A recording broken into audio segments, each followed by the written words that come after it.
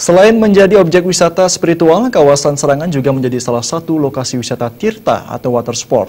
Sayangnya kawasan ini belum ditata dengan maksimal seperti penataan lingkungan dan ketersediaan pelabuhan kecil sebagai tempat kapal bersandar. Belum tertatanya kawasan ini menjadi wisata air yang representatif terlihat dari tidak rapinya tempat sandar kapal kecil dan besar. Salah satu pelaku usaha water sport sekaligus pemilik Caspla Bali, Putu Darmaya mengungkapkan untuk menata kawasan Serangan, hal yang paling penting dibangun adalah dermaga kecil sebagai tempat sandar kapal.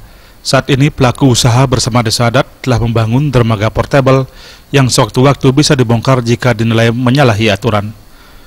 Pihak desa maupun pelaku wisata sebenarnya sudah melakukan dan mengusulkan pembangunan dermaga ataupun pelabuhan kecil yang bisa dimanfaatkan para nelayan maupun pelaku wisata.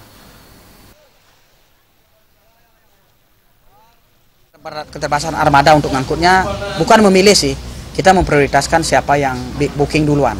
Karena kita juga ada sistem booking, jadi mereka yang jauh-jauh hari membooking atau memblok kursinya atau memblok tiket, itu kita prioritaskan. Karena kita tidak mungkin cancel kalau mereka sudah transfer uang dan bayar DP dan lain sebagainya. Nah, biasanya yang jadi korban itu adalah penumpang yang datang langsung ke tempat kita. Nah, karena pada saat itu mereka pasti akan komplain ke kita, mereka akan pasti marah. Kok saya tidak dapat tempat ya? Itulah ke kita, karena kemampuan kita boot satu kali itu hanya bisa dioperasikan 3 kali dalam satu hari. Kalau lebih dari itu mungkin overheat, mesinnya bermasalah kan. Pemerintah daerah diharapkan bisa menjembatani persoalan ini sehingga tidak banyak muncul dermaga bayangan yang bisa membuat kawasan tersebut kumuh.